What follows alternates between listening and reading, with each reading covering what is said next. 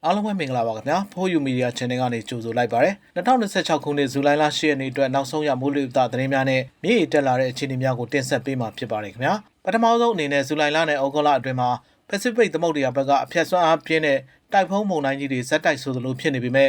ကျွန်တော်တို့မြန်မာနိုင်ငံနဲ့နှီးစပ်တဲ့ဘင်္ဂလားပင်လယ်အော်တွေမှာတော့ဘာလို့မှုန်တိုင်းကြီးတွေဖြစ်မလာပဲလေပြင်းနဲ့ရဝင်းအဆင့်လောက်နဲ့ပဲပြီးသွားရတယ်လဲဆိုတဲ့အကြောင်းကိုတင်ဆက်ပေးမှာဖြစ်ပါတယ်ခင်ဗျာ Pacific နောက်မြောက်ပိုင်းမှာအလွန်အားကောင်းတဲ့စူပါတိုက်ဖုန်းမှုန်တိုင်းကြီးတွေဇက်တိုက်ဖြစ်ပေါ်နေတာဟာအိန္ဒိယသမုဒ္ဒရာနဲ့ဘင်္ဂလားပင်လယ်အော်ဘက်ကဆူထိုင်းစားနဲ့အပူစွမ်းအင်တွေကိုအေယာမလေတူးဆုပ်ဆက်ကြီးလို့၎င်းထံကိုအကုန်ဆွဲယူထားတာကြောင့်ဖြစ်ပါတယ်။လေတူတွေကစွမ်းအင်တွေကို Pacific သမုဒ္ဒရာကိုပဲအလုံးရင်းနဲ့စီးဆင်းသွားတဲ့အတွက်ဘင်္ဂလားပင်လယ်အော်ထဲမှာမှုန်တိုင်းအဆင့်ထိအင်အားတက်လာဖို့လိုအပ်တဲ့စွမ်းအင်စုဖွဲ့မှုအားနည်းသွားရခြင်းပဲဖြစ်ပါတယ်။ဇူလိုင်လနဲ့ဩဂုတ်လဟာဘင်္ဂလားပင်လယ်အော်မှာအနောက်တောင်မုတ်တုံလေအားအကောင်းဆုံးအချိန်ဖြစ်ပါတယ်။အဲ့ဒီအချိန်မှာအောက်ခြေလေထုအမြင့်ပေ9000ဝန်းကျင်မှာအနောက်တောင်လေပြင်းတွေဟာတိုက်ခတ်နေပြီးအထက်တန်းလေထုအမြင့်ပေ4000ပတ်ဝန်းကျင်မှာတော့စန့်ကျင်ဘက်အရှိလေပြင်းတွေတိုက်ခတ်နေပြန်ပါတယ်။အပေါ်နဲ့အောက်လေတိုက်တဲ့လားရပြင်းပြင်းထန်ထန်ဆန့်ကျင်နေတာကြောင့်လေပြင်းနဲ့ရဝင်းတွေစုဖွဲ့မဲ့မမတ်ထောင်နဲ့မိုးတိမ်တောင်ကြီးတွေအဖြစ်မစုစည်းနိုင်ပဲအင်အားပြန်ကျဲသွားတာကြောင့်မှုန်တိုင်းငယ်အဆင့်ဖြစ်ဖို့တောင်ခက်ရင်သွားရခြင်းဖြစ်ပါတယ်ခင်ဗျာ။မိုးလေကာလမှာလေပြင်းနဲ့ရဝန်းစုံတွေစုဖွဲ့လေးရှိတဲ့မုတ်တုံမြောင်နှန်းဟာပင်လယ်ပြင်မှာရှိမနေပဲအိန္ဒိယမြောက်ပိုင်းနဲ့ဘင်္ဂလားဒေ့ရှ်ကုန်းတွင်းပိုင်းအထိအထက်ကိုမြင့်တက်တည်ရှိနေတတ်ပါတယ်။လေပြင်းနဲ့စနစ်တွေဟာကုန်းမြေပေါ်မှာစတင်စုဖွဲ့တာများလို့ပင်လယ်ရေပြင်ကရမယ့်အပူငွေ့စွမ်းအင်ကိုအပြည့်အဝမရရှိတော့ပဲကုန်းမြေနဲ့ပုတ်တိုက်မိတာကြောင့်အားကောင်းတဲ့ဆိုင်ကလုန်းမုန်တိုင်းအဆင့်ကိုမရောက်နိုင်တော့တာဖြစ်ပါတယ်။ကမ္ဘာလေထုလက်ပတ်မှုကိုထိန်းချုပ်တဲ့လေထုလှိုင်းစနစ်အရလက်ရှိမှာ Pacific သမုဒ္ဒရာကတိမ်တိုက်တွေပုံမဖြစ်ထွန်းစေတဲ့အဆင့်မှာရောက်ရှိနေပြီးအိန္ဒိယသမုဒ္ဒရာဘက်မှာတော့တိမ်တိုက်ဖြစ်ထွန်းမှုရောကျစေတဲ့အဆင့်မှာကြာရောက်နေတာကြောင့်လည်းပင်လယ်ပြင်တစ်ခုကြားမုန်တိုင်းဖြစ်ပေါ်မှုကွာခြားချက်ကိုသိသာစေတာဖြစ်ပါတယ်။ Pacific ဘက်ကမုန်တိုင်းကြီးတွေရဲ့စွမ်းအင်ဆုပ်ယူမှုမိုးလေကာလလေတိုင်နှုန်းလားရမတူပဲပြင်းထန်မှုနဲ့မုတ်တုံမြောင်နှန်းကုန်းတွင်းပိုင်းရောက်နေမှုတွေကြောင့်ဇူလိုင်လနဲ့ဩဂုတ်လတွေမှာဘင်္ဂလားပင်လယ်အော်၌မိုးများရွာသွန်းစေမဲ့လေပြင်းနဲ့ရဝန်းတာဖြစ်ပေါ်ပြီးအဖျက်ဆွမ်းအားပြင်းတဲ့ဆိုင်ကလုန်းမုန်တိုင်းကြီးများအဖြစ်သို့ပြောင်းလဲမသွားခြင်းဖြစ်ပါတယ်ခင်ဗျာဆက်လက်ပြီးမိုးလေဝသနဲ့ဇလဗေဒညွှန်ကြားမှုဦးစီးဌာနကထုတ်ပြန်ထားတဲ့နေ့စဉ်မိုးလေဝသသတင်းများကိုတင်ဆက်ပေးမှာဖြစ်ပါတယ်ခင်ဗျာဘင်္ဂလားပင်လယ်အော်အခြေအနေကတော့ကပလီပင်လယ်ပြင်နဲ့ဘင်္ဂလားပင်လယ်အော်တို့မှာမုတ်တုံလေအားအသင့်တင်မှာအားကောင်းနေပါတယ်ဘင်္ဂလားပင်လယ်အော်မြောက်ပိုင်းမှာတိမ်ထူထပ်နေပြီးကပလီပင်လယ်ပြင်နဲ့ကြံဘင်္ဂလားပင်လယ်အော်တို့မှာတိမ်နှင်းငယ်မှတိမ်အသင့်တင်ဖြစ်ထွန်းနေပါတယ်မနက်ဖြန်မနက်ထိခံမှန်းချက်ကတော့စကိုင်းတိုင်းဒေသကြီးအောက်ပိုင်းကယားပြည်နယ်တို့မှာနေရာကျဲကျဲမန္တလေးတိုင်းဒေသကြီးမကွေးတိုင်းဒေသကြီးတို့မှာနေရာစိတ်စိတ်နဲ့ကြံတိုင်းဒေသကြီးနဲ့ပြည်နယ်တို့မှာနေရာအနှံ့ပြားမိုးထစ်ချုံရွာပြီးနေပြီးတော့စကိုင်းတိုင်းဒေသကြီးအထက်ပိုင်းကချင်ပြည်နယ်ချင်းပြည်နယ်ရခိုင်ပြည်နယ်တို့မှာနေရာကွက်ရီမိုးကြီးနိုင်ပါတယ်။ရွာရန်ရာနှုန်းပြဖြစ်ပါတယ်။မိုးတိမ်တောင်ဖြစ်ပေါ်မှုအခြေအနေကတော့မန္တလေးတိုင်းဒေသကြီးပဲခူးတိုင်းဒေသကြီးမကွေးတိုင်းဒေသကြီးစကိုင်းတိုင်းဒေသကြီးအေရဝတီတိုင်းဒေသကြီးကချင်ပြည်နယ်ချင်းပြည်နယ်ရခိုင်ပြည်နယ်နဲ့ရှမ်းပြည်နယ်မြောက်ပိုင်းနဲ့တောင်ပိုင်းတို့မှာမိုးတိမ်တောင်များဖြစ်ထွန်းလျက်ရှိပြီးအဆိုပါမိုးတိမ်တောင်များရွေးရှားရာနေရာတစ်လျှောက်မှာတော့မိုးရွာသွန်းခြင်းနဲ့အတူလေပြင်းတိုက်ခတ်ခြင်းမိုးထစ်ချုံခြင်းမိုးကြိုးပစ်ခြင်းလျှက်စီးလက်ခြင်းနဲ့မိုးသီးကြွေခြင်းအစရှိတဲ့မိုးလေဝသဖြစ်စဉ်များဖြစ်ပေါ်နိုင်တဲ့အတွက်ကြိုတင်သတိပြုနိုင်ပါရန်အကြံပြုအပ်ပါတယ်ခင်ဗျာမြမပင်လယ်ပြင်မှာတော့မြမကမ်းရိုးတန်းတစ်လျှောက်နဲ့ကမ်းလွန်ပင်လယ်ပြင်တို့မှာတခါတရံမိုးသက်လေပြင်းများကျရောက်ပြီးလှိုင်းအသင့်တင်မှလှိုင်းကြီးနိုင်ပါတယ်မိုးသက်လေပြင်းကျစဉ်ရေပြင်းမြေပြင်းလေဟာတနအီကို25မိုင်မှမိုင်30ထိတိုက်ခတ်နိုင်ပါတယ်။လှိုင်းမြင့်မှာမြန်မာကမ်းရိုးတန်းတစ်လျှောက်နဲ့ကမ်းလွန်ပင်လယ်ပြင်တို့မှာ10ပေမှ10ပေခန့်ရှိနိုင်ပါတယ်။နောက်နေ့အတွက်ခံမှန်းချက်ကတော့ပဲခူးတိုင်းဒေသကြီးစကိုင်းတိုင်းဒေသကြီးအထက်ပိုင်းတနင်္သာရီတိုင်းဒေသကြီးကချင်ပြည်နယ်ကရင်ပြည်နယ်ချင်းပြည်နယ်မွန်ပြည်နယ်ရခိုင်ပြည်နယ်တို့မှာမိုးပိုလာနိုင်ပါတယ်။နေပြည်တော်နဲ့အနီးတစ်ဝိုက်အတွက်မနေ့မနေ့ထိခံမှန်းချက်ကတော့မိုးတစ်ချိန်တစ်ချိန်ထစ်ချုံရွာပါမယ်။ရွာရန်ရာနှုန်းမြင့်ဖြစ်ပါတယ်။ရန်ကုန်မြို့နဲ့အနီးတစ်ဝိုက်အတွက်မနေ့မနေ့ထိခံမှန်းချက်ကတော့နေရာကွက်ကြားမိုးထစ်ချုံရွာပါမယ်။ရွာရန်ရာနှုန်းမြင့်ဖြစ်ပါတယ်။မန္တလေးမြို့နဲ့အနီးတစ်ဝိုက်အတွက်မနေ့မနေ့ထိခံမှန်းချက်ကတော့နေရာကွက်ကြားမိုးထစ်ချုံရွာပါမယ်။ရွာရန်ရာနှုန်းမြင့်ဖြစ်ပါတယ်။ဆက်လက်ပြီးအိန္ဒိယနဲ့ထိုင်းမိုးလေဝသဌာနတို့ရဲ့နောက်ဆုံးရရှိထားတဲ့အချက်လက်တွေအရလေပြင်းနဲ့ရဝန်းအခြေအနေနဲ့မြန်မာနိုင်ငံပေါ်တက်ရောက်နိုင်မဲ့ရာသီဥတုအခြေအနေတွေကိုတင်ဆက်ပေးသွားမှာဖြစ်ပါတယ်ခင်ဗျာ။ဘင်္ဂလားပင်လယ်အော်လေပြင်းနဲ့ရဝန်းအခြေအနေပုံတိုင်းငယ်အားရောက်သွားခြင်းအိန္ဒိယနိုင်ငံအတွင်းသို့ရောက်ရှိနေတဲ့မှုန်တိုင်းငယ်ဟာပုံမရွေးရှားသွားပြီးအိန္ဒိယအလယ်ပိုင်းဒေသတွေအပေါ်မှာအားကောင်းသောလေပြင်းနဲ့ရဝန်းအဖြစ်သို့အားရောက်သွားခဲ့ပြီဖြစ်ပါတယ်။လာမယ့်24နာရီအတွင်းမှာပုံမအားရောက်သွားမှာဖြစ်ပေမဲ့၎င်းရဲ့အချိန်ကြောင့်ဘင်္ဂလားပင်လယ်အော်နဲ့ကပလီပင်လယ်ပြင်တို့မှာအနောက်တောင်မုတ်တုံလေဟာဆက်လက်ပြီးအားကောင်းနေအောင်မှာဖြစ်ပါတယ်ခင်ဗျာမြန်မာနိုင်ငံပေါ်တက်ရောက်မဲ့မိုးလေဝသအခြေအနေမြန်မာနိုင်ငံအထက်ပိုင်းမှာမိုးတိမ်ပြောင်းလဲမှုစနစ်ကတည်ငြိမ်စွာဖြတ်သန်းနေဆဲဖြစ်ပြီးပင်လယ်ပြင်ကအဆူတက်အပြည့်ပါတဲ့မုတ်တုံလေစီးကြောင်းတွေဟာရခိုင်ကမ်းရိုးတန်းနဲ့မြန်မာနိုင်ငံတောင်ပိုင်းကမ်းရိုးတန်းဒေသတွေကိုတိုက်ရိုက်ဝင်ရောက်နေဆဲဖြစ်ပါတယ်ဒါကြောင့်မလို့မြန်မာနိုင်ငံတဝက်မှာတိမ်တိုက်တွေထူထပ်နေပြီးကမ်းရိုးတန်းနဲ့တောင်တန်းဒေသတွေမှာမိုးတိထန်စွာဆင်ဆက်မပြတ်ဆက်လက်ရွာသွန်းနိုင်တဲ့အခြေအနေရှိနေပါတယ်ခင်ဗျာ မြန်မာနိုင်ငံအတွင်းသဘာဝဘေးအန္တရာယ်ဖြစ်ပေါ်နိုင်ခြေသတိပေးချက်လာမယ့်9ရက်အတွင်းမိုးရေချိန်ပြမြေပုံများအရ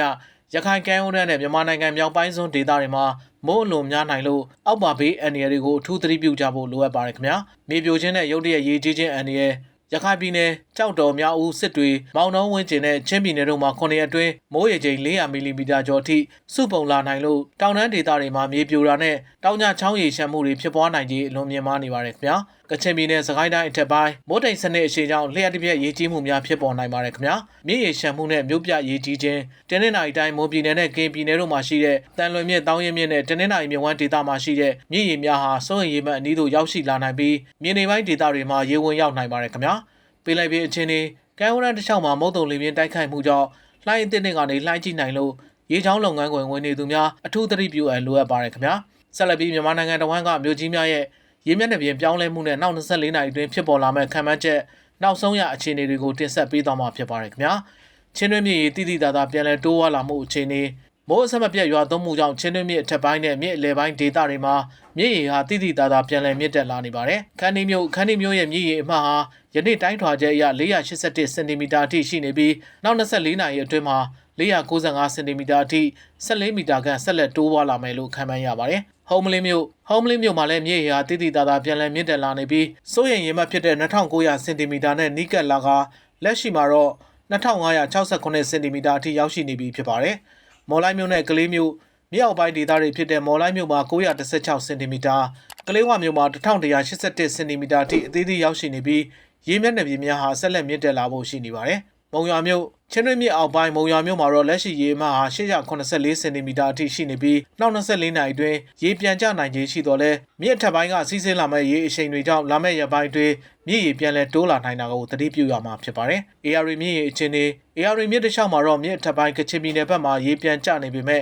မြစ်အလယ်ပိုင်းနဲ့မြစ်အောက်ပိုင်းမြို့ကြီးတွေမှာတော့မြစ်ရေဟာတဖြည်းဖြည်းချင်းဆက်လက်တိုးဝါနေပါတယ်။မြစ်ကြီးနားမြို့မှာတော့မြစ်ရေအမှတ်684စင်တီမီတာရှိနေပြီးမနေ့ကထက်138စင်တီမီတာခန့်တိတိတသာပြန်လည်ကျဆင်းသွားတာကိုတွေ့ရပါတယ်။မြစ်လယ်ပိုင်းနဲ့မြစ်အောက်ပိုင်းမြို့ကြီးများသို့တော်လည်းမန္တလေးမြို့မှာတော့1066စင်တီမီတာ၊စကိုင်းမြို့မှာတော့989စင်တီမီတာ၊ပခုက္ကူမြို့မှာတော့2062စင်တီမီတာ၊မြောက်ဦးမြို့မှာ2056စင်တီမီတာနဲ့ပြည်မြို့မှာ2681စင်တီမီတာအထိရှိနေပြီးမြို့အစင်လိုက်ရေမျက်နှာပြင်ဟာ4စင်တီမီတာကနေ14စင်တီမီတာဝန်းကျင်ထိပြန်လည်တိုးဝါနေပါတယ်ခင်ဗျာချင်းတွင်းမြစ်ထပ်ပိုင်းခန်းဒီဟုံးမလင်းဒေသတွေနဲ့မြစ်ဖျားပိုင်းဒေသတွေမှာမိုးတိထန်စွာဆက်လက်ရွာသွန်းနေတာကြောင့်မြစ်ဖျားခံရချောင်းကြီးချောင်းငယ်များနဲ့ဥရုချောင်းရည်များပြန်လည်တက်လာနိုင်ပါတယ်။ဒါကြောင့်ချင်းတွင်းမြစ်ဝမ်းတစ်လျှောက်နဲ့ AR မြို့တစ်လျှောက်ကမ်းနားနေပိုင်းတွေမှာနေထိုင်ကြတဲ့မိဘပြည်သူများအနေနဲ့မြေရေရုတ်တရက်တိုးဝါလာမှုကြောင့်ရေဝင်ရောက်နိုင်ခြေရှိလို့မိမိတို့ရဲ့ပစ္စည်းများနဲ့လုပ်ငန်းခွင်များကိုဘေးအန္တရာယ်ကင်းရသို့ကြိုတင်ရွှေ့ပြောင်းပြင်ဆင်ထားကြပါရန်နှိုးဆော်တင်ဆက်အပ်ပါရခင်ဗျာ